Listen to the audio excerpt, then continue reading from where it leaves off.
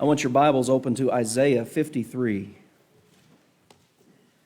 Isaiah 53.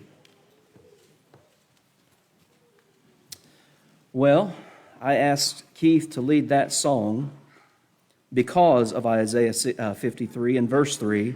He is despised and rejected of men, a man of sorrows.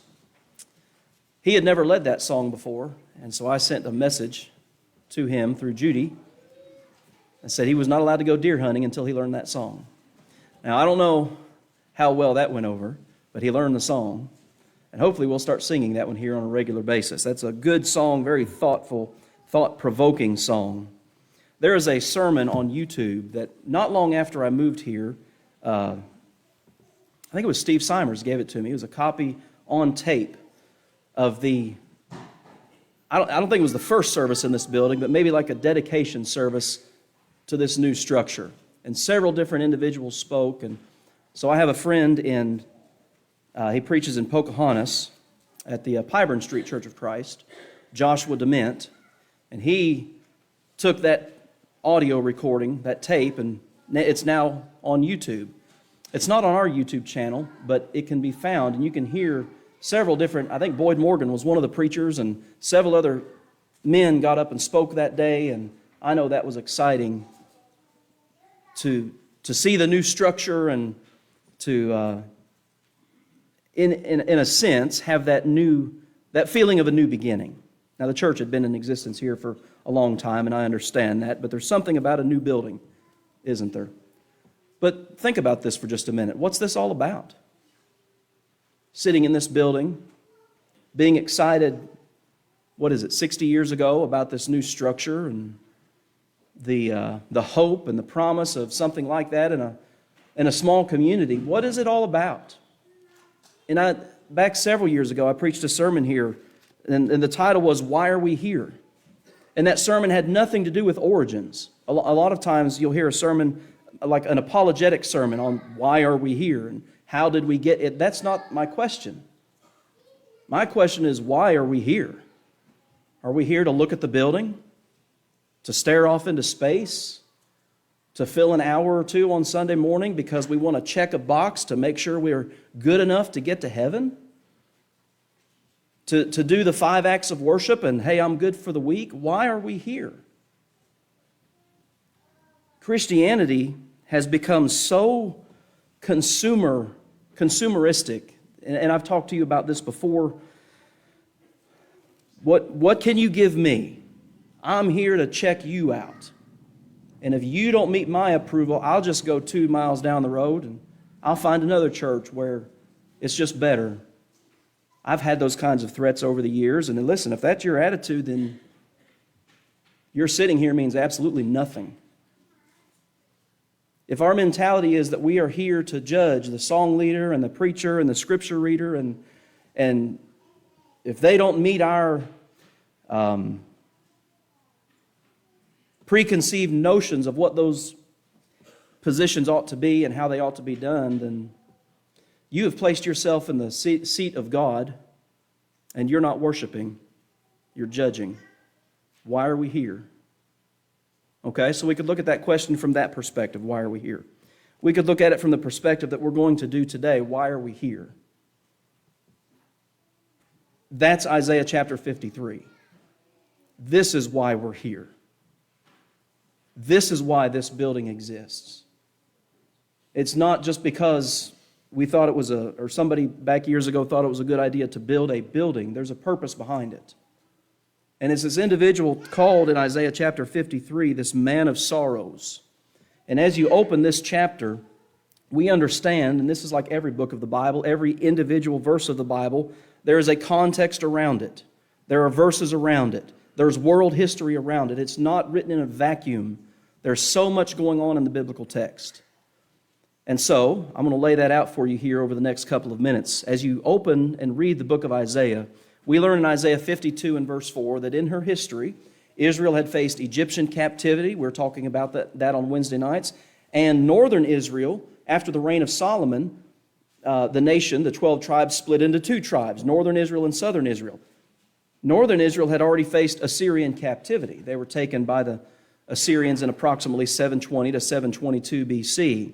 In Isaiah's day, the challenge or the threat was Babylonian captivity to southern Israel or to Judah. And you see this, particularly the historical chapters of Isaiah are chapters 36 through 39.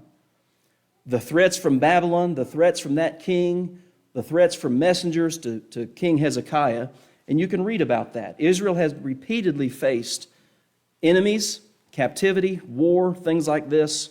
And in Isaiah's day, Jerusalem was facing the threat from Babylonian captivity.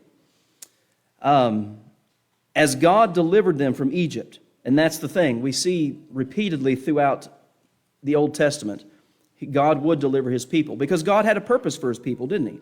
Ultimately, that purpose was to bring the Christ. Well, as He delivered them from Egypt, if you look at Isaiah chapter 51 and verse 3, He says, "The Lord shall comfort Zion. He will comfort all her waste places." You see, when the Babylonians came in, they came in 3 waves over a 30-year time period. The first time they struck was in 606 BC. They came back in 597 BC, and they came a third time in 586 BC. Did I say 30 years? Somewhere in that neighborhood. 3 occasions from 606 to 586. And when Nebuchadnezzar and the Babylonians came in 586, they wiped Jerusalem like a platter. That's one way that the prophets write it. They wiped it clean like a dish. Everything was burned to the ground. The walls are torn down. But God's going to comfort Zion and her waste places, and He will make her wilderness like Eden. It's going to be restored. That's the idea. And so as He has done throughout her history, that's what He's going to do again, and that's good news. Look at Isaiah 52 and verse 7, and this passage is going to catch your ear because we read it somewhere else. "Hearken unto me, ye that know righteousness, the people in whose heart is my law. Fear ye not the reproach of men, neither be ye afraid of their revilings. For the moth shall eat them up like a garment, and the worm shall eat them like wool. But my righteousness shall be forever, and my salvation from generation to generation." Now listen to verse 9. "Awake, awake, put on strength, O arm of the Lord, as in the ancient days. Art thou not it that hath cut Rahab and wounded the dragon?" I know we're reading from chapter 51, but the promise is coming. Things are bad, but things are going to get better. Then you get to chapter 52, and you have the same 3 verses, verses 7 through 9, and listen to this. "How beautiful upon the mountain are the feet of him that brings good tidings, that publishes peace, that brings good tidings of good."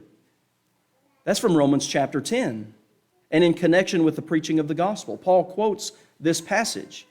You're lost without Christ, but then Romans 10, basically verses 5 through 10, down through verse 16, really. "How beautiful are the feet of them who preach the gospel of peace." So Isaiah 52 verse 9, "Break forth into joy, sing together." Jerusalem is facing a terribly difficult time, but there is good news. There's a gospel coming. That's what the word gospel means, is good news. It's connected with the promise of a servant who would come. And really, this is where Isaiah 53 begins. Look at Isaiah 52 verse 13. "Behold, my servant shall deal prudently. He shall be exalted and extolled." That is, He's going to be lifted up above everyone else. "As many as were astonished at thee," the King James says, "his visage was so marred more than any man." His physical appearance was altered. That's what Isaiah 53 is about, talking to us about what happened to Jesus. "And his form more than the sons of men. So shall he sprinkle many nations, and the kings shall shut their mouths at him." That's about His authority. He's the King of kings. "For that which has not been told them, they shall see, and that which they had not heard shall they consider." Jesus is going to be victorious. This servant of God, as he's called in 52:13, is going to suffer. He's a man of sorrows, but he's going to be victorious. And so, let's look at Isaiah chapter, that's your context. Babylonian captivity, trouble, but hope is coming, and it's ultimately in Jesus. Look at Isaiah 53 and verse 1. "Who has believed our report?" And again, that's connected to the previous verses. This servant that's coming, he's going to deal prudently, but he's going to be torn apart. He's going to be brutally abused. Well, who's believed that? The interesting thing is, this our report is when you get to the New Testament, we read things like in Romans chapter 10, again, this is applied to people who were hearing the gospel, and particularly the Jews. Who's believed our report? Well, the Jews didn't. In fact, in John chapter 1 and verse 11, he came to his own, and his own received him not. People rejected Isaiah. And when the Messiah comes, this servant who's going to suffer, not even his own people believed him. In fact, and we'll look at this passage later, not even his own family believed in him. All right, what's the rest of that verse? To whom has the arm of the Lord been revealed? When you read about the arm of God in your Old Testament, you're reading about his strength, his power, his ability. Well, in the New Testament, this power is the gospel. Romans chapter 1 and verse 16, the gospel is God's power unto salvation to everyone who believes. But there are people who are going to reject it. There will be people who reject this Messiah. The first part of verse 2 in Isaiah 53, he shall grow up, talking about this servant who's going to suffer. He shall grow up as before him as a tender plant and as a root out of a dry ground. That language is odd to us, especially if you don't read your Old Testament. But it's prevalent throughout the Old Testament in connection to Jesus. A tender plant and dry ground. Jesus is coming in a point of history that we learn two things about him. Number one, there's nothing special about him physically. And we'll read more about that in just a minute. But the dry ground refers to the state of Judaism when Jesus came to this earth. Think about the Gospels. When you sit down and you read Matthew, Mark, Luke, and John, of course you read about Jesus, you read about the 12 apostles, but what other group of people or groups of people do you read about in the Gospels? Aren't the Pharisees prevalent characters, and the Sadducees, and we read about people like the Herodians? All of these people are the word we might use today, denominations of Judaism. They're factions. We don't read anything about any of them in the Old Testament. The first time you read about them is in Matthew.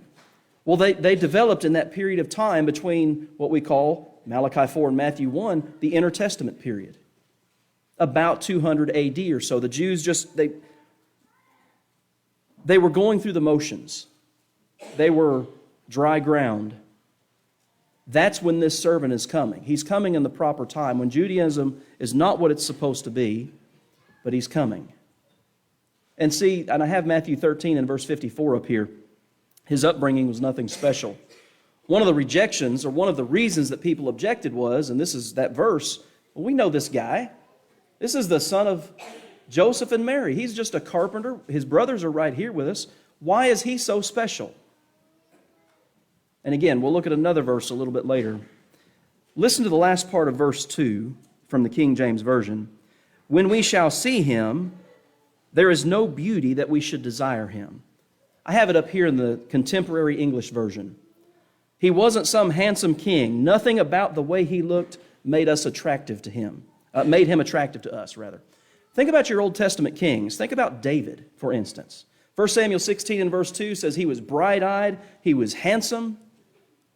Think about Absalom, David's son, who tried to usurp the throne and become king of Israel. He was head and shoulders above everybody. He had long, beautiful hair. He was good-looking. The same types of things are said about Saul, the first king of Israel. Well, when this king comes along, there's just nothing special about him. He's not going to stand out. He's going to be your average Jewish man who comes from a family that everybody knew. He comes from the small town of Nazareth. Do you remember, in fact, in John chapter 1, we found the Messiah, and somebody says, can any good thing come out of Nazareth? You're telling me that's where the Messiah is from? There's nothing special in that sense, physically, about Jesus. Look at verse 3. He is despised and rejected of men, a man of sorrows and acquainted with grief, and we hid, as it were, our faces from him. He was despised, and we esteemed him not. Again, this language is talking about Jesus. He was treated with contempt. Now here's that passage, and I want you to look at this with me. Turn over to John chapter 7, and I want you to look at verses 1 through 5. John chapter 7.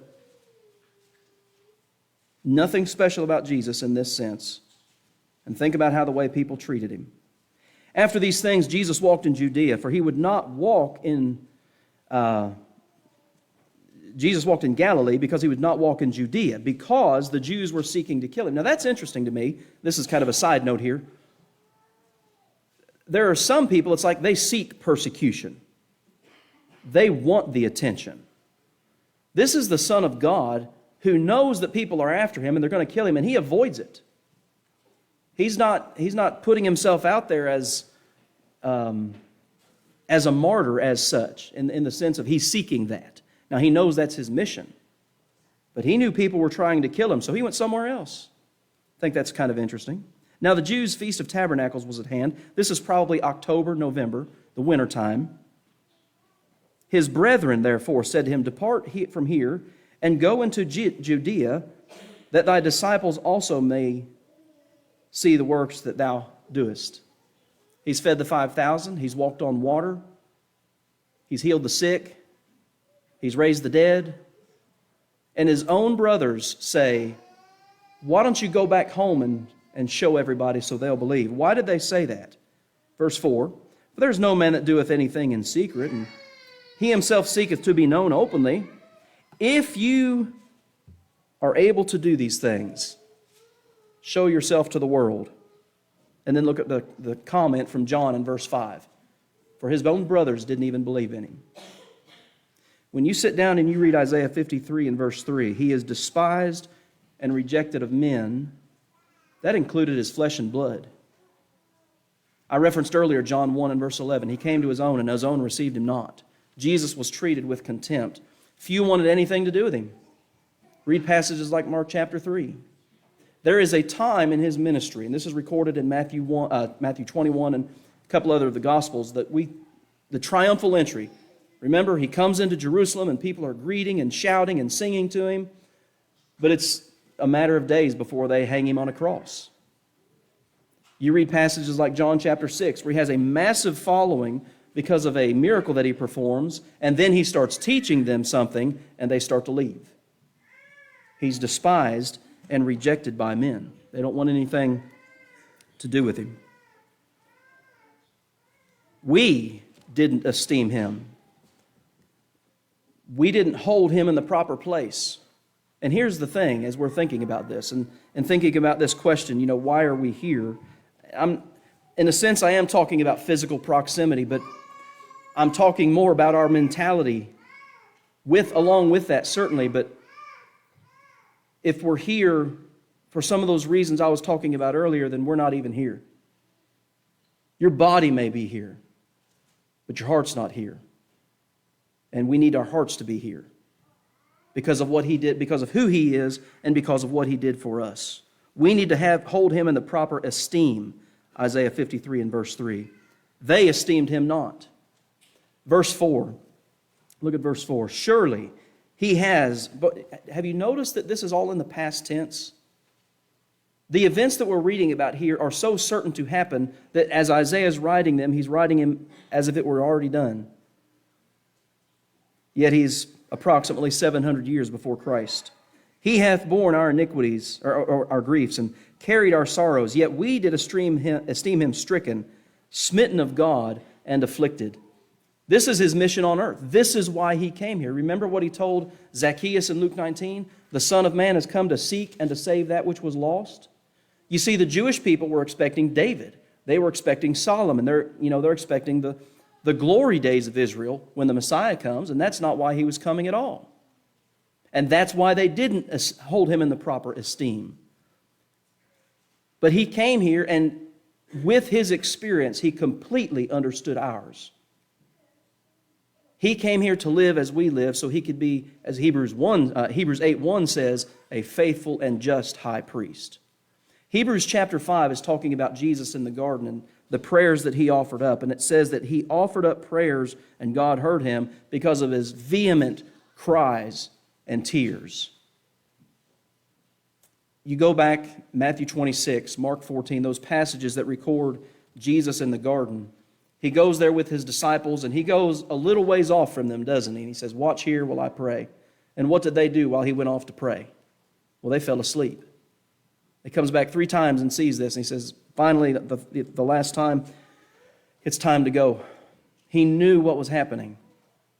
And as he's out there praying, He's praying that the Father's will be done. Not his own will, but his Father's will. We need to think about that. Men considered him forsaken, according to verse 4. Now let's take our Bibles to Matthew chapter 27. Matthew chapter 27. I hope, as we're going through these thoughts, that you're getting a better answer for yourself as to why you're here. It's not about status in the community. Our worship to God is not anything like that. It's not for a show. We're here because of what he did for us and because he did that. Matthew 27:39, he's on the cross.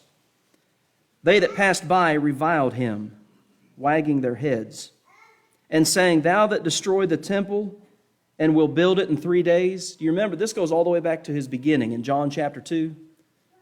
He's performed this first miracle at the wedding feast in Cana. He's challenged and he says, destroy this temple and in 3 days I'll rebuild it. And their response was, it took 40 years to build this temple. They're thinking of the temple. And John, in his way of writing, he adds a little parenthetical statement. He says, yet he spoke of the temple of his body. So years later, as he's hanging on the cross, they're still holding on to this false accusation, a false representation of what he said. You who said, destroy the temple and I'll build it in 3 days, save yourself. If thou be the Son of God, come down from the cross. And the highest ranking officials, you might say, in Judaism, mocked him with the scribes and the elders, saying, he saved others, himself he cannot save. If he be the king of it. They don't believe that, but they're just mocking him. If you are the king of Israel, come down from the cross.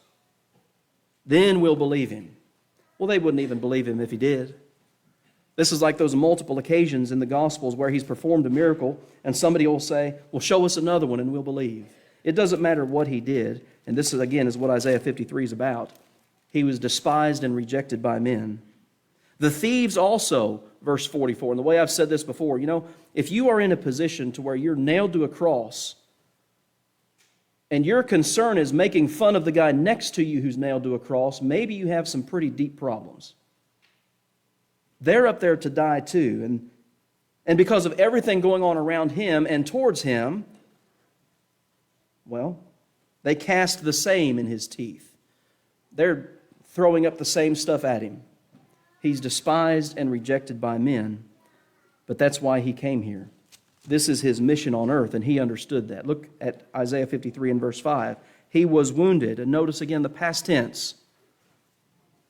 He was wounded. This comes to me and you for our transgressions. He was bruised. One version says he was crushed for our iniquities. The chastisement of our peace was upon him, and with his stripes we are healed. This is 2 Corinthians 5 and verse 21. God made him who knew no sin to be sin for us, that we might be the righteousness of God in him. He took on himself what we deserved. And still the text says, verse 6, all we like sheep have gone astray. We have turned everyone to his own way, and the Lord hath laid on him the iniquity of us all. Each one of us, like a sheep, must determine whom we will follow. I watched several videos a while back looking at shepherds, and particularly Far Eastern shepherds, and I'm not one, so I don't know what I'm talking about. But I've seen those who know what they're talking about, watched instructional videos and things like this, and it's amazing. I saw one video where a preacher actually went out with a shepherd, and the preacher tried to call the sheep. They didn't move a muscle. But then the shepherd started calling, and the sheep immediately came to him. But notice the language here in Isaiah 53 as it's talking about Jesus. All we like sheep have gone astray. No sense of direction. If there's no leadership, the Gospels, like in Matthew chapter 9, tell us that Jesus would look out on a crowd and he would have compassion on them because they were as sheep not having a shepherd. He's doing all of this for us. But you and I, he doesn't force anything on us. You and I must decide whether or not we're going to follow him. Think about, so I mentioned earlier when he was in the garden praying, Judas comes with a mob, and it's so interesting to me, and I've mentioned this before. I've seen artistic representations of his arrest in the garden, and it'll be Judas leaning in to kiss him on the cheek, and 2 or 3 officers. The words of the New Testament, when it describes Judas, but then the crowd that he brings, and John uses this word particularly, it's a Roman word, spera. It's a legion of soldiers that come with Judas, which in first century Roman history, that's about 500 to 600 soldiers. It's not Judas and 2 or 3 other guys. It's Judas and a mob who come to arrest Jesus. All we like sheep have gone astray. We've turned everyone to his own way. What did his disciples do when they saw that mob coming? They scattered. And by the way, your Old Testament says that too. Strike the shepherd, and the sheep will be scattered. The only one that stays remotely close is Peter. And the Gospels tell us that Peter follows at a distance, and he stayed in the courtyard, and he could see and hear everything that was going on. But even Peter, who had just said not long before all of these events, Lord, if I have to die with you, you're not going to die. Well, we saw you with him. One gospel writer even says that somebody said, your dialect betrays you. You're a Galilean. We can hear it in your accent. And no, I don't know him. And so, all we like sheep have gone astray. We have turned everyone to his own way. But then you have the end of that verse. Yet the Lord laid on him the iniquity of us all. While Jesus identified himself with sinners, he himself committed no sin. We do not have a high priest who cannot be touched with the feelings of our infirmities, because he was touched with our feelings. He did have our experiences. But he was in all points tempted like as we are, yet without sin. He went through everything that you and I go through, physically, mentally, emotionally, spiritually. If you want to see that, if you want to see those 4 aspects of his life, write down Luke 2:52. He went through every human experience that you and I go through. He is able to identify us. Again, I mentioned earlier, Hebrews 8:1. This is why he can be our faithful high priest, because he lived life exactly like you and I live it. Look at the end of that verse 6 again. The Lord hath laid on him the iniquity of us all.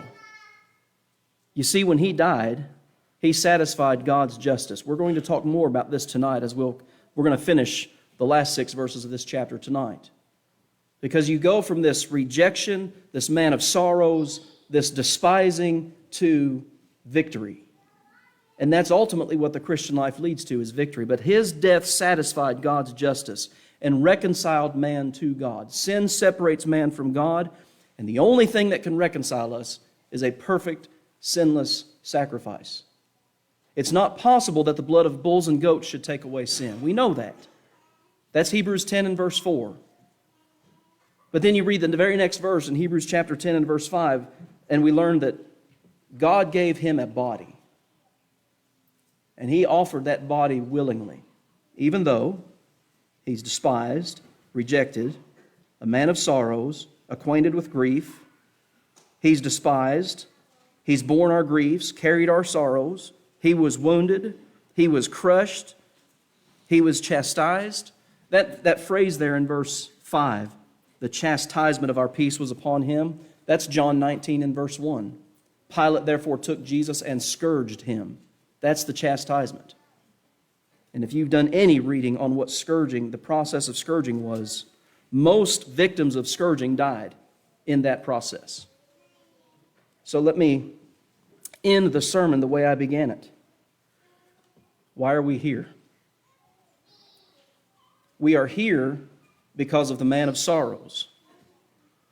We're here because of what he took upon himself for us.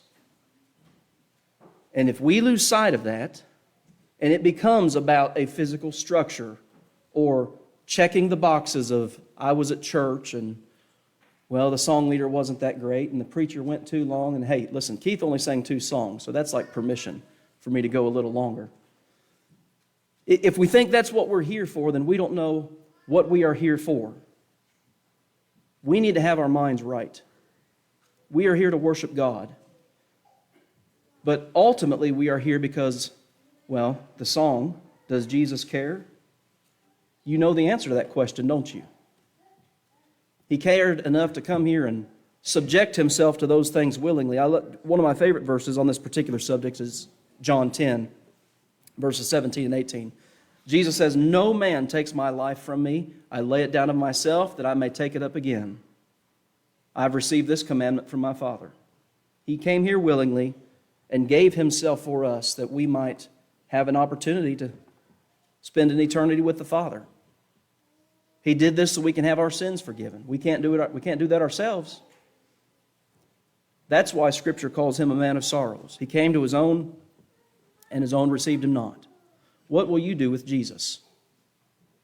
Will you submit yourself to him and do what he requires to be saved? Will you live that out faithfully? Have you started doing that? If you need to respond to the Lord's invitation, it's always open. Listen to me. The invitation is not just open when we are at a church building on Sundays and Wednesdays. And I fear sometimes because that's when we hear the invitation that's like, well, that's the only time I can go forward. No. You can respond to the Lord's invitation anytime you want. This just happens to be a convenient time when we're together and we're thinking about it. And so we want to encourage you, if you need to respond, let's do it right now as we stand and sing.